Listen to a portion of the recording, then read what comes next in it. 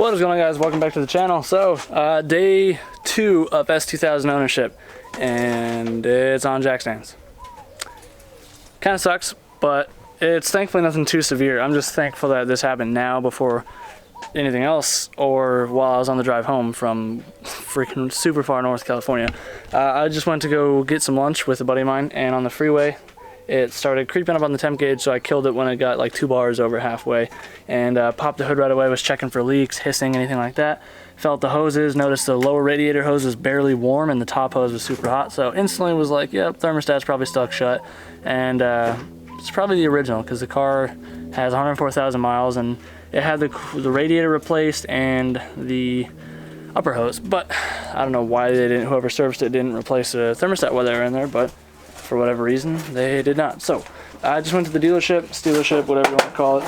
Got a OEM one, freaking $73, but I am in the process of getting this swapped out. So it is up. I got the thermostat housing off and just got the thermostat actually out, and so far, absolute pain in the ass. Let me show you where it is, because you can't even see it.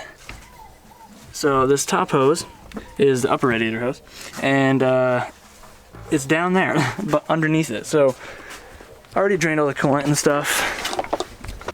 So you can barely see it right there. That would be the thermostat, way up there. Huge pain in the butt. Try and squeeze your hand up there, but whatever. Gotta get done.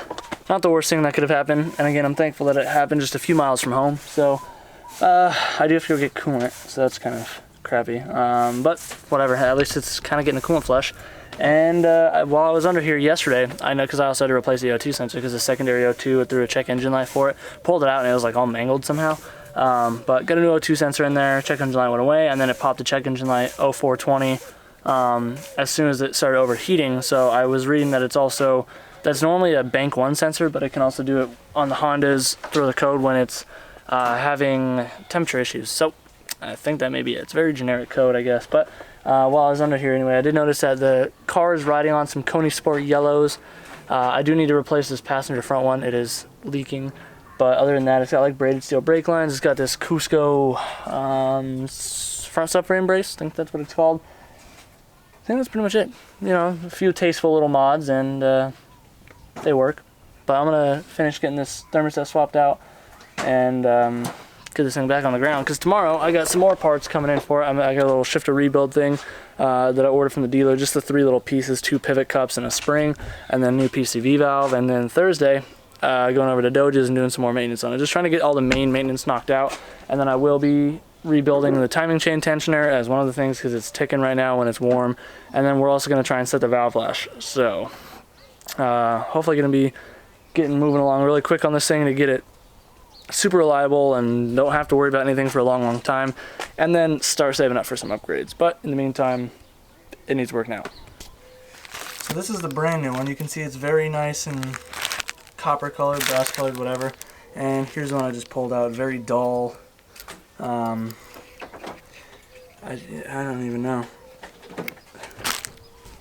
So obviously for me to test it, I'd have to throw it in a pot of water, but judging by how crusty it looks, I'm gonna assume this is the original one.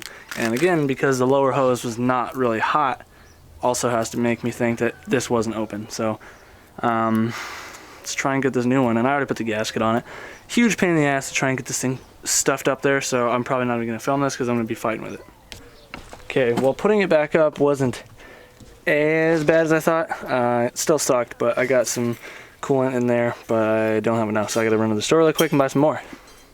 Okay, we are back. So I normally, in like cases like this, I like to use OEM fluids, especially since I actually have like a nice car that I'd like to use all OEM stuff with, hence why I spent $70 on a thermostat instead of going to the parts store and buying one. But I do plan on upgrading all the hoses in this car to the silicone hose kit. It's got the new radiator, the new upper hose and stuff. The lower hose is a little soft. I see some of the hoses down there are a little bit swollen, a little puffy. But I'm going to be going through this stuff again. So I just got some of the Peak stuff. I usually use Valvoline, but I got some of the Peak Blue, which is supposed to be the same as OE. Looks the same. Took about a gallon and a half, but it has this little nipple on here. My cars don't normally have this. The Miata has one since I put the coolant re-out on, but I gotta try and pop this open and then let it drizzle out of there. There is just no room in this engine compartment. Okay, should be good. I gotta fire it up now. So, let it bleed. And hope there's no leaks. And hope this thermostat actually opens up. Oh, buddy. I gotta clear the check engine light too, because it got one earlier from doing the thing. So I'm actually gonna clear that first.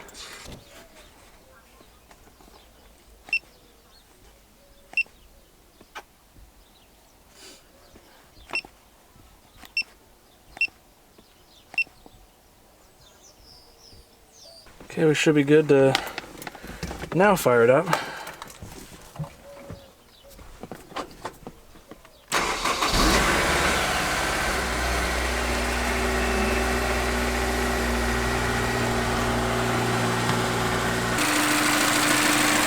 So far so good, no leaks. Just waiting on the thermostat to open up and the fan to kick on. Finally got the stupid thing to bleed. There's actually a procedure for these cars, and it turns out you have to, I guess putting the radiator cap makes it faster, but I don't know. Essentially you gotta turn it on, rev it up, get it to, I don't know, operating temp, kill it, then you gotta open the bleeder screw, just barely, let the air hiss out, squeeze the hose flat, let the rest of the air hiss out. While the hose is flat, you gotta tighten that back up, and then top it off, and then do it again and hold it at like 2,500 RPMs until your heater is like super hot, and rinse and repeat until your heater is consistently hot, and then do one more for good measure. And then I had to sit there and wait forever for the fans to kick on, because the fans were kind of freaking me out. I got the OBD2 thing scanner plugged in, and the fans didn't kick on until like 2:04ish, and it just kind of freaked me out. But they work, so all is well. I'm gonna spin around the block and this thing should be solid. So fresh morning. Doge is actually on his way over, so we're gonna be doing some maintenance now. It's been a few days since the last clips and we got some parts. Nothing crazy, just a lot of maintenance stuff. So we're gonna be doing a trans flush, a diff flush, rebuilding the shifter, trying to repair / rebuild the timing chain tensioner and replacing its O-rings.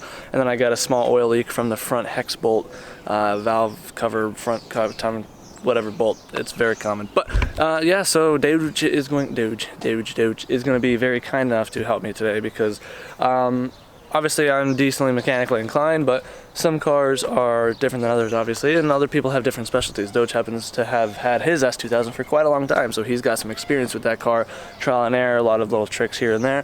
So he's gonna help me look this thing over, since he's got a real expert opinion on it, and get some maintenance taken care of it, because the main thing that's bugging me right now is that timing chain tensioner, because it clacks, slaps, blaps a lot, and it's very intimidating. And I just don't have the money at the moment to get the Ballad Motorsports one, because it's $300, and I just spent $10,000 on the car, so I am very, very, very broke, especially since I just probably put a few $100 into maintenance parts.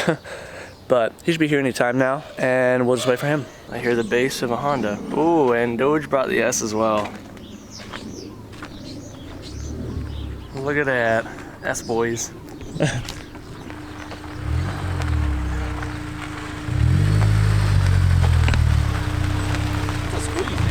Yeah, with the truck there. Yeah.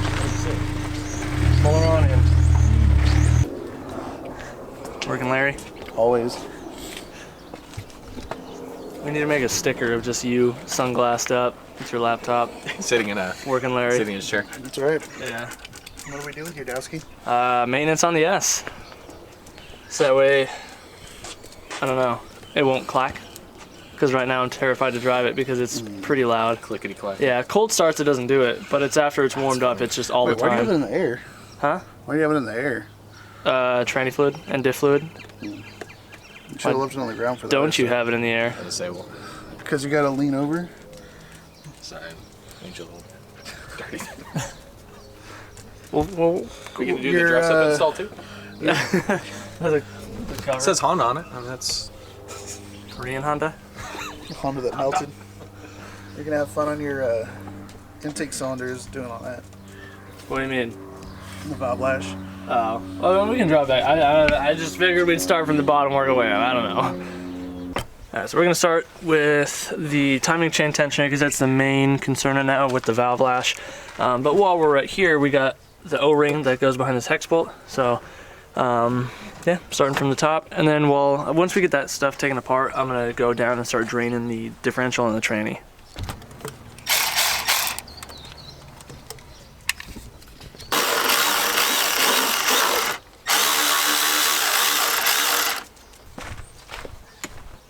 Oh, thank you. Ramon, how much driving did you do for your NSX? Huntington Beach. So Beautiful Huntington Beach. like 6 hours, 12, something like that. Went like round trip or? It was a little over 12 round trip in. Coward, that was one way our drive. Nobody told you to go to San Francisco for a car. I can't afford the Arizona ones. They're all 230,000 mile and $20,000. Further than it took us to get to Oklahoma to go pick up this car. Oklahoma was like 18 hours, wasn't it? Something like that. This was 11:45, basically. And I thought 12. Oklahoma was 15 hours. It was almost the same distance. And then you're like 22 hours in the video, and Well, then you get round to the trip. gas station, and then you're like, we still have 4 more hours because we're in fucking Blythe. Yeah. Well, we stopped for food Yeah, but and stuff, but yeah, no, it was long. Alright, so we got everything disconnected. Just gonna pull this out now and set it on Sophie. So if you need an air intake, She's like, no, please. Walked right into it.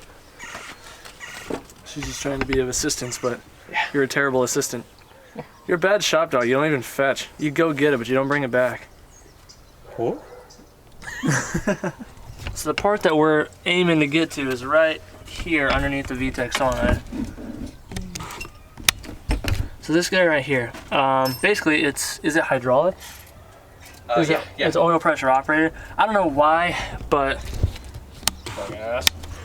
for whatever reason, over time, the ring gear thingy, whatever it's called, the worm gear, Yeah. it gets polished, and I don't know why polishing it makes it not work as efficiently. But we got to walnut blast it, sandblast it, something. Yeah, I got some media. They recommend like aluminum oxide, just use like your basic sandblasting media. Yeah, and scuff it up, and then it, for whatever reason, fixes it. And if it doesn't, Doge did it to his, and he said it's been working for like 30,000 miles. But it's an OEM flaw. Like apparently one of the main flaws with this engine, or the whole car, from what I was understanding, is just that stupid tensioner. So even an OEM one, which is like $198 at my local dealership, fails after like as low as 40,000 miles, if not sooner, is what I was hearing. But I can't afford the Ballard Motorsports one or the Toto one right now because they're like $300+ $250. Yeah, When the time comes, if this fix doesn't fix it, then I'll have to bite the bullet and just get it right away, because that's the main thing that scares me while driving this, because I want to be able to drive it like I stole it. So that means 9K all day. 9K, 8,200 all day. Ramon knows. AP1 Master Race. 8,200 or bust. I'll go to 88 soon. Nobody got time for 9,000. You know. But yeah. So if you can figure out the OE, usually good. I might need a screwdriver to pop this guy up. I'll see. Do the wiggles. We might want to let it cool down a little bit more before we hop into do the valve adjustment. Yeah, I should have Still a thought touch about one. that before driving Don't this sweat morning. it. Yeah, we'll be doing the fluid stuff, so it'll help with the trans and the diff. Yeah. And then by the time we get to the valves, it'll be a lot cooler. We got some factory O-rings right here. They're both the same size O-ring, right? Because he gave me two of the same part I think, number. yeah, you can, yeah, they should work. It looks like this might be stepped out a little bit more. Yeah. Might be slightly larger, but I think it'll stretch and be okay. Yeah, because these are both, oh no, 14513, 14514. Okay, so yeah, these are different.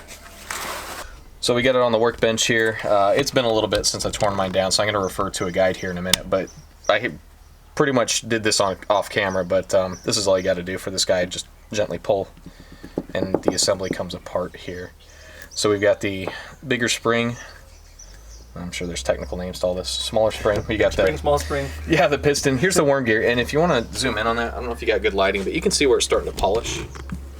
Yeah, it's like reflecting. Pretty obvious, right? Yeah, exactly. So what we're gonna do, the idea is that we're gonna sandblast this outer surface here, and we can also get our media inside of here and sandblast some of this. I'm gonna need to tape up this outer portion since it rides here on this on the smooth inside. Yeah. We don't want that gritty because it'll chew it up, obviously. So. Do you mind? So yeah, we'll go ahead and get that taken care of here in a few minutes, and I will look through the rest of my stuff, make sure I'm not going to miss anything, double check, and should be good to go. Okay, while he's sniffing around, I'm going to start draining the tranny. So, under the car, big camera, not efficient. Just like always, make sure you take out your fill bolt before you drain the fluids, because if you can't fill the fluids, then you done played yourself. So, 17 mil, 3/8, just like most things on Hondas. Got it all drained. The fluid was brand spanking new, so don't know why I was doing that. I don't remember if the guy told me it was new or not. He just said he had serviced the fluids, and I just assumed that was the oil, because the oil is the only new thing.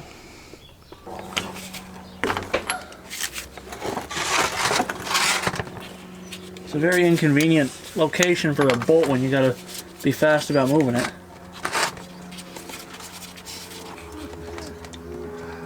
Oh, diff fluid's fresh too. Got the diff and the tranny drained. My fluid pump is a little crappy, so we gotta run out to Shoppers or Ace anyway, because I forgot to pick up the bolt that Doge needs to, I think, reassemble this or whatever. But he's got these parts all taped up and cleaned, so yeah, this thing's really, really shiny. You can see it glistening in the sunlight here, so it's not supposed to be like that. It's supposed to be really dull. Ran for some food and got our little fancier pump, the nicer one. And then got a little bolt because of rebuilding this thing. So, like Doge was saying, it just holds everything together, and then we put it on the car, bolt it in, and then we undo the bolt, and it lets it like spring back out into its position.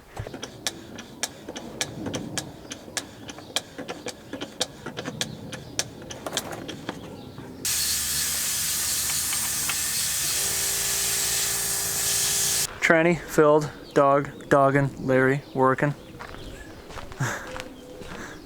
Doge blasting. Oh yeah, nice and gritty. Yeah. What about the polish crap makes it slip? I don't understand that. That's what I'm not sure about. All the underside stuff should be. Wow, my hand stinks. You know how long that would take? I do. But I got the diff fluid changed and the trans fluid changed. I bought these wheels off a buddy of mine off of his. He has an R32 GTSD Skyline. I mean, he sold them to me piss cheap. The tires are pretty shot, or at least one of them is. The other ones are just kind of well worn. But I don't even. Ramon says they're going to be rubbing everywhere because the spec they are. It's not an S2000 friendly spec. So I'm probably just gonna. I'm gonna test fit them now. I already test fit 2 on the same side to see how they looked, and they look good. But he's concerned about rubbing, so I'm gonna drop the tire size down to 225. And these aren't forever wheels. These are literally just to get me off these stockies that are all curb rashed up with super old, like literally 10-year-old tires.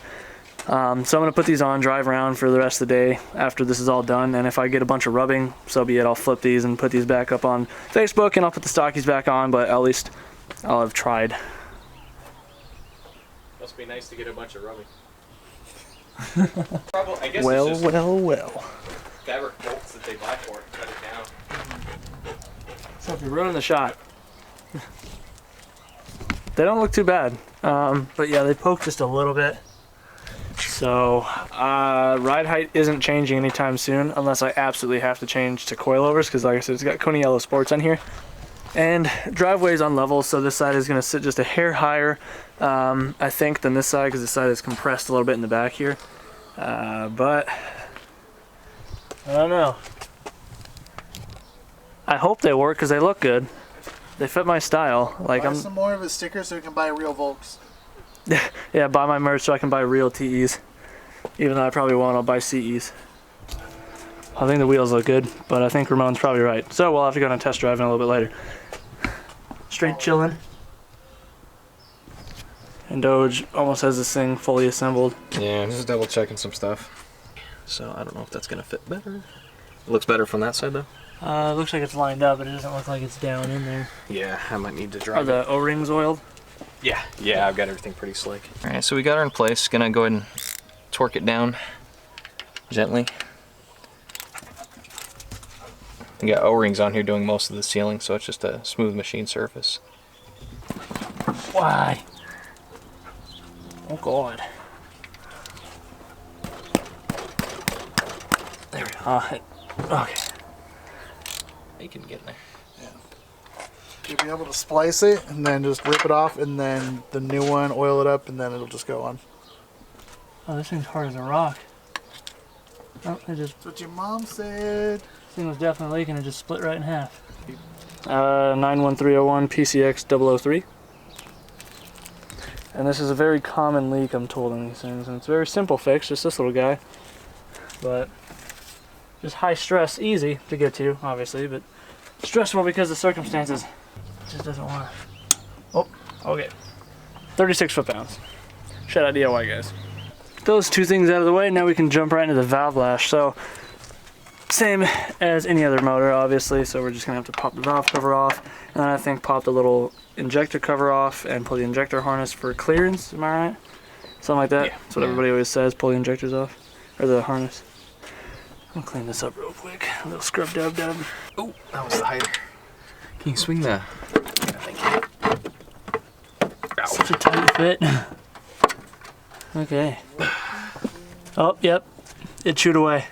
Interesting. Yeah. So timing is lined up. Got the little mark on the cam gear here. Got the lines down here. And then on this one, the cylinder that you're going to be doing, the cam lobes, the VTEC lobe, or well, I guess all of them, are going to be sitting at like a 10 and 3 position.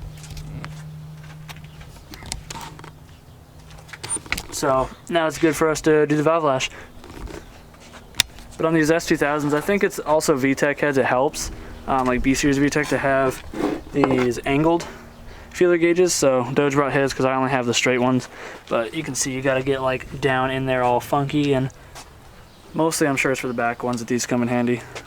Yeah, so this one I usually do like the one that that will fit, or depending on whatever I'm doing. And then sometimes, yeah, you can take these out pretty easy. And then just use them for like the one that won't fit, you know. That one in yellow. There's zinc. That's the spec. So that's a money spot. I guess so. It's one of the ones I use a lot too. See, that took minimal effort. And you can even see, I don't know if you're going to be able to pick it up on the camera, but you can kind of see the rocker move up as I put it into place. So that's too loose to me. How's it going, Chris? Very, very difficult. There's no room in this. He's learning the joys of cylinder 2 right now. Cylinder 2 and 3, when you're doing these valve adjustments on the S2000s, are pretty tough. You got a lot of clearance issues. I can barely get the... Yeah, that's really good resistance. Okay, let's try the last one here. So we should be wrapped up. Just slap an intake on, and then fire it up, see how it sounds, and then all that's left is just the quick little shifter pushing pieces. Never heard that in your life. Alright, I hear so it every time you turn the car on and off. I just took the car for a test drive. It sounds super mint. Pump just turning on. Get in here to take it apart to rebuild the shifter, and we found out I got a short shifter in here, an Axial Flow Engineering short shifter. So, It's also what we call Sadowski's time of the month. Axial flow. you thick. Yeah. It looks nasty in there. You're gonna get demonetized here pretty quick. Look at that. Actually, at least it's got some color, but it looks like they put like red and tacky in there. Yeah. Get a rag in there. I say we as in the royal we. You'll want to get a rag in there and just clean the piss out of it. This is getting replaced. This is getting replaced. You And bought the spring replacements, is, yeah. and the spring's getting replaced. Yeah. And just clean. Alright, so the shifter's back together. I gotta find a OEM shifter though, because this Axial Flow one is hot garbage. So, I'm just gonna show you. So I got first, second, third, fourth, and then if you look, it's stuck in like the down position. Like it's stuck with the reverse gate open. So, going from 5th to 6th is very scary, and trying to find 5th from 4th is very difficult. 0 out of 10 would not recommend, but yeah, this is gonna be fun. Trying to source aftermarket or stock parts, because we checked Honda's website and it shows they're discontinued, which is my luck. So, but I don't know, this video has pretty much gone on long enough, and I think it's time to kill it, because we got everything pretty much done that we needed to get done on the S2000 today. So if you guys are new to the channel, you want to help support me, go ahead and slap that like button. Also, if you could, consider subscribing. Yeah, I'm torn. I think I may try and roll the fenders and make the wheels work. I gotta get new tires, but I don't know, I'm still on the fence with that. But yeah, anyways guys, if you're excited for some more S2000 content, let me know in the comments down below. And again, big shout out to Doge, aka Doge S2000 on Instagram, if you want to give him a follow. And yeah, otherwise it would have been a lot more long of a day for me, a lot more lonely too. So anyways guys, do what you love, forget about the rest, and we'll see you in the next one. Peace out.